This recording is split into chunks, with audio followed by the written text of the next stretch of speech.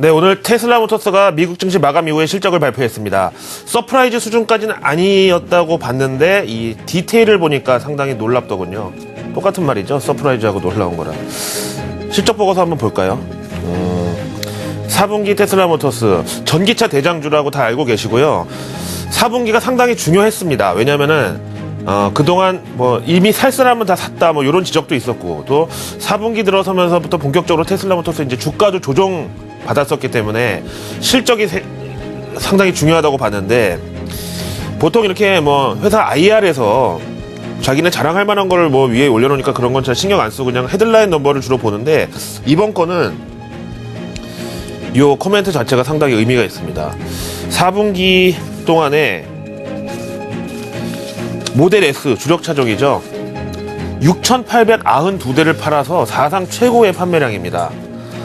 거기다가 이제 컨슈머 리포트에서 고객 만족도 조사에서 100점 만점에 99점을 받았다.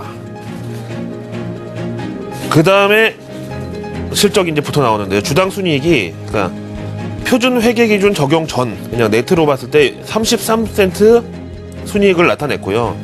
예상치를 여유있게 상회했습니다. 물론, 이제 EPS 자체가 그다지 높은 건 아닙니다만은, 보통 이렇게 신차나 신제품 같은 거 내놓으면은 초기에는 R&D 비용 뽑아야 될 때까지는 좀 적자가 나오는 경우도 많이 있는데, 테슬라의 경우는 회계 기준을 적용하면 적자긴 합니다만 그래도 견조한 상승세가 계속 유지가 되고 있는 실적 측면에서 보셨고요.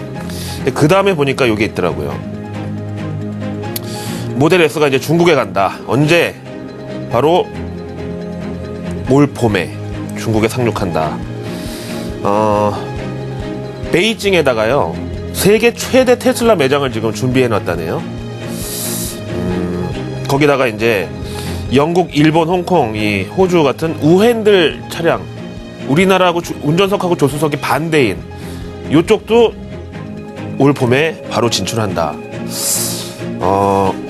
이번 실적 보고서 자체만 봤을 때는요, 정말로 특별한 리스크를 찾기가 힘들죠. 테슬라 모터스 마감 후 실적 발표하자마자 17%가량 갭상승했다가 상승폭을 약간 반납했지만 여전히 11.78% 상승세 유지 중이고요. 앞에서 말씀드린 대로 이때가 이제 4분기였거든요. 그래서 이제 4분기 실적에 대한 우려도 있었고 고점 논란도 있었는데, 지금 일단 이렇게 놓고 보니까 추가 상승에 있어서 큰 문제는 없어 보인다. 마감 후에 지금 동시호가 때라도 빨리 사자, 이런 매수세가 테슬라 모터스의 주가를 급등시키고 있습니다. 자, 일단 중국 시장 자체는 볼륨도 크고요. 전기차 이 마켓시어가 올라가면 우리나라 2차 전지 관련주들도 좀 운신의 폭이 넓어진다라고까지는 볼 수 있습니다. 하지만 중국도 자체 배터리 제조사를 만들지 말라는 법은 또 없기 때문에 그냥 업황 확대 정도로만 일단 우리에게 호재로 적용하면 오늘 2차 전지 관련주들의 흐름에도 나쁘지 않을 것으로 봅니다. 자, 원래 정해진 순서대로 가죠. 로이터 통신의 마감 브리핑하고요. 오늘 FOMC 의사록, 연준 임원의 발언, 그리고 경제지표가 또 이상하게 나왔는데 이번엔 날씨 탓이 안 통했던 이런 상황까지 보시겠습니다. 먼저 로이터의 마감 브리핑 제목 보시죠. 연준발 불확실성이 재개됐다. 미증시가 장 후반에 낙폭을 확대했다. 블룸버그 제목은 연준 IMF 지표 3당 연합군에 당했다. 월가가. 사실상 오늘 미증시에는 호재라고는 찾아보기 힘든 날이었습니다. 여기에 따라서 조정은 어떻게 보면 당연했다고 봐야겠고요. 개별 이슈들을 보기 전에 다우지수 오늘 하루 동안의 흐름 보실까요?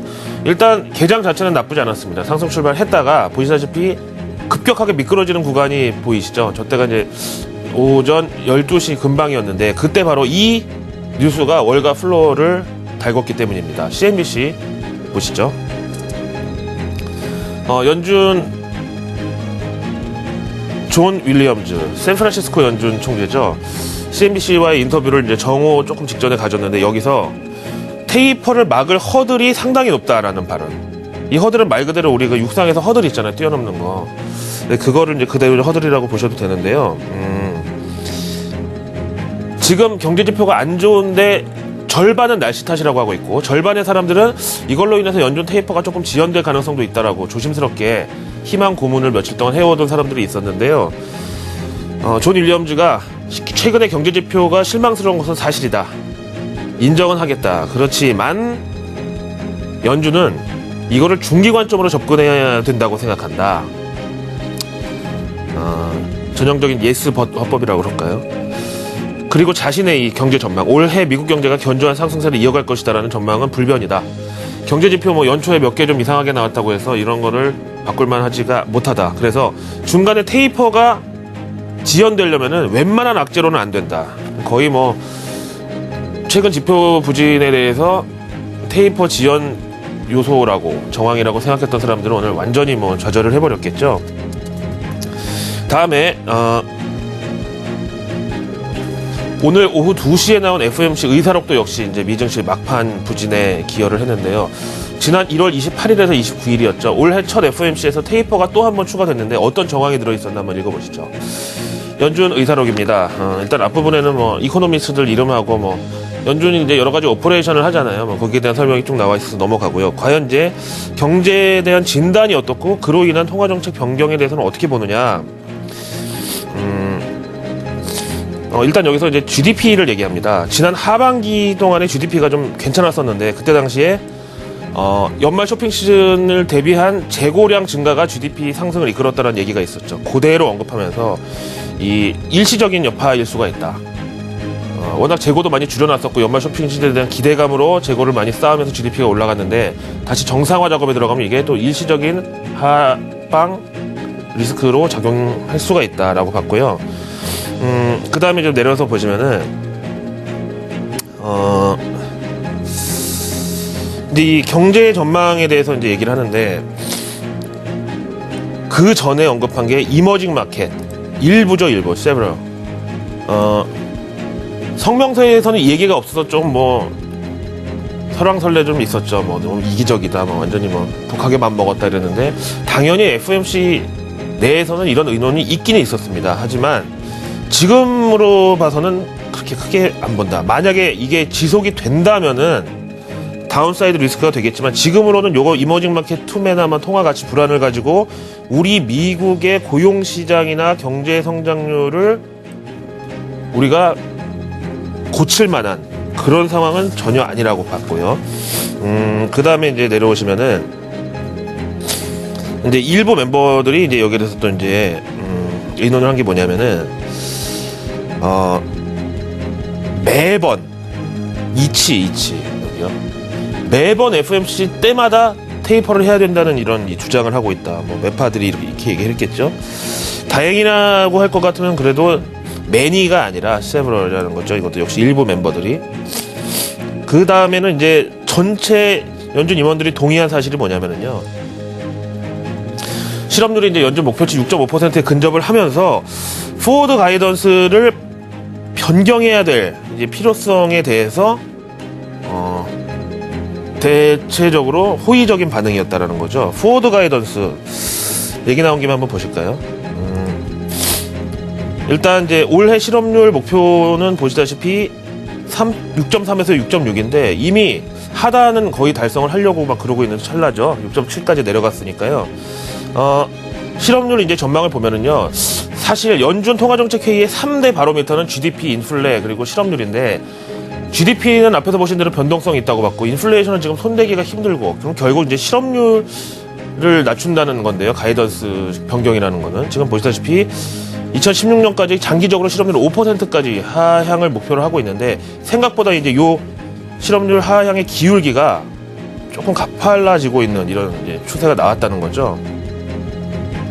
그래서 연준 임원 17명 중에서 금리 인상 시점에 대해서는 12명, 그러니까 과반수가 2015년을 봤는데 이제 이게 실업률을 좀 하향하고 이러면서 2016년으로 봤던 사람이 일로 넘어오거나 아니면 2015년 주장했던 사람이 2014년 올해로 만약에 넘어오거나 이런 식이 된다면은 약간 좀 매파적인 기조로 봐서 시장에서는 좀 부정적인 반응을 보일 수가 있겠고 그 다음에 아직은 일부 임원들의 의견이라고는 했지만 매번 FOMC 때마다 100억 달러씩 이 테이퍼를 줄인다.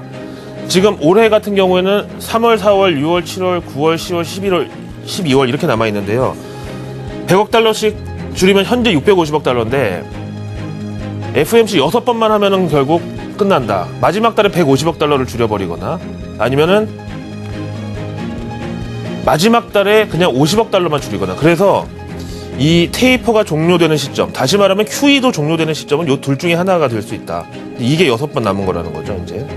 그래서 10월 아니면 12월에 양적 완화 QE3가 끝나버릴 이제 이 현재 전망에 대해서 기대고 있는 사람이 세브럴 일부 멤버들이었다. 여기에 대한 전문가 평가 들어보실까요? 웰스파고 현재로서 봤을 때는 연준의 테이퍼 기조는 상당히 명확하면서도 철저히 준비가 되어 있는 분위기다. 근데 이제 연준이 항상 주장하는 데이터 디펜던스, 요거는 장기 관점에서 그렇지 지금 경제 지표에 적용할 때가 아니다라고 봤습니다. 오늘 미증시 이제 막판에 조정의 폭이 커졌다고 말씀드렸는데, 이제 이거에 대해서 사실 이렇게 보는 시각도 있습니다. 원래 FOMC 의사록 공개 자체는 하방 재료였다. 월스트리트 저널 보시죠. 지금 보시다시피 최근 1년 동안 FOMC 의사록 공개됐던 당일날 9번 중에 6번이 하락을 했고요. 이때 이제 하락폭은 평균 0.22%. 심지어 발표 전에 플러스였던 날도 다시 마이너스로 뒤집혀진 사례도 있다. 그래서 이 FOMC 의사록이라는 이벤트 자체는 증시에 마이너스 이펙트가 분명했다. 지난 1년 동안. 크게 생각지 말자. 이렇게 얘기하고 있죠. 그 다음에 이제 최근 경제 지표는 날씨 탓이라 그래서 이제 다 이 영향력을 죽여버리는 이 트렌드가 좀 형성돼 있었는데, 오늘 이 경제 지표만큼은 좀 봐야 될 필요가 있습니다. 사실 서브프라임 위기서부터 전 세계 금융위기가 미국 주택시장에서 왔죠. 결자 해지 차원에서 이 미 주택시장이 부동산이 살아나야 결국은 제대로 된 이 글로벌 경제 회복을 우리가 맛볼 수 있을 텐데요. 주택 착공 건수 1월분 보시죠. 주택 착공하고 건설 허가 건수가 이제 발표됐는데요. 결과는 주택 착공의 경우는 날씨라고 하도 날씨 탓이 크게 장래하니까 이거를 이제 기대치를 낮춰 잡았는데 그거에도 미달을 했고요. 건축 허가도 97만 5천 건을 예상했는데 이걸 또 미달했습니다. 아니 이 주택 착공은요, 어차피 건설 현장에서 땅을 파고 이렇게 현장에서 일을 해야 되니까 날씨 탓이라고 하지만, 건축 허가는 그냥 구청 가가지고 서류로 신청하는 건데 왜 저게 또 날씨 탓이냐. 저건 좀 이상하다는 거고요. 그럼 이제 지역별로 보면서 말씀드려 볼게요. 이번에 눈이 가장 이제 많이 왔다고 하는 곳 중에 하나가 이제 동북부죠. 이 워싱턴 DC, 보스턴 이런 데 있잖아요. 진짜 10.3% 마이너스를 기록을 했습니다. 이거 보면 날씨 탓이 인정이 된다. 그런데 지난번에 휴교령 내렸고 이랬던 이 중서부 지역 있잖아요. 여기는 또 8.6% 증가를 나타냈고요. 그 다음에 눈을 찾아보기 힘든 캘리포니아나 샌프란시스코 같은 이 서부 지역은 또 왜 26%가 감소했냐 이거죠. 그러니까 좀 이게 좀 이상하다고 보여집니다. 뭔가 날씨 탓이라고 하기에는 좀 꺼림칙한 구석이 있어요. 그거를 이제 외신에서 소프트 패치의 가능성 이렇게 이제 보고 있었는데, 전문가 의견 들어보실까요? 이번 결과는 생각보다 큰 부진, 실망이 명확한데 날씨 영향도 인정은 된다. 정반 합으로 보자. 근데 디테일을 봤을 때 1월 결과보다 눈이 더 많이 왔던 12월의 주택 착공은 생각보다 또 견조했었다. 게다가 이번에 이거를 상향 수정을 대폭으로 저렇게 했거든요. 99만 건에서 104만 건으로요. 거기다가 또 단독주택이 아니라 콘도미니엄이나 아파트먼트 같은 다가구 주택 착공이 4분기에 피크를 치고 감소 중인 상황도 역시 일단은 이 미국 주택시장 둔화 가능성을 시사하고 있다. 여기다가 이제 또 오랜만에 IMF에서 G20 재무장관 회담을 앞두고 보고서를 하나 냈는데 제목이 이렇게 붙어 있습니다. 마켓워치 보시죠. 미국 경제 지표에 심상치 않은 둔화, 날씨 탓을 감안하더라도 좀 찜찜한 구석이 있는 데다가 IMF가 이머징은 물론이고 G20, 그러니까 주요 선진국들도 경기 둔화 리스크에서 아직까지 벗어나지 못했다. 이거를요,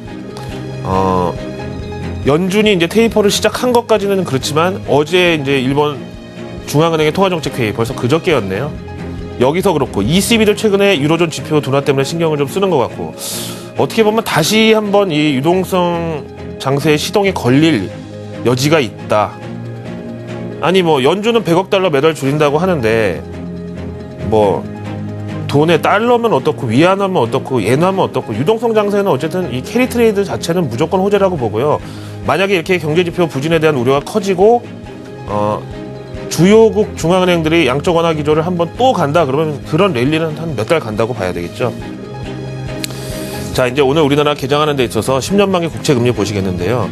미국 증시는 하락했지만 그래도 채권에서 일시적으로 안전자산인 척하고 있었던 자금들이 이제 빠져나오는 미 국채 금리의 2.58 저점 바닥치고 상승 기조는 오늘도 계속이 되고, 코스피 지수하고 이제 단기 저점을 같이 확인했잖아요. 그래서 오늘 미국 증시 내렸고 그다음에 이제 FOMC에서 좀 불안감을 조성해줬지만 우리나라는 여기에 대해서는 내성이 생길 대로 생겨서 미증시 하락을 우리가 꼭 코스피 하락으로 받아들일 필요는 없고 견조하게 버틴다는 점에 저는 한 표를 던지고 싶어요. 근데 MSCI 한국지수 보면은 60선을 조금 하회하면서 60선 안착에 또 한 번 실패를 했습니다. 60선이 상당히 중요하긴 한 것 같은데요. 거기가 이제 1950에 연동된다고 봤을 때 물론 60선은 이제 하루 만에 다시 하회한 건 안타깝지만 그래도 현재 외국인들의 투심은 지금 코스피 지수에서 특별히 하방으로 노리고 있지는 않다는 점 정도로만 말씀드립니다. 자, 오늘 목요일 아침 글로벌 마켓 나우의 김희욱이었습니다. 오늘 준비한 내용 모두 나갔습니다.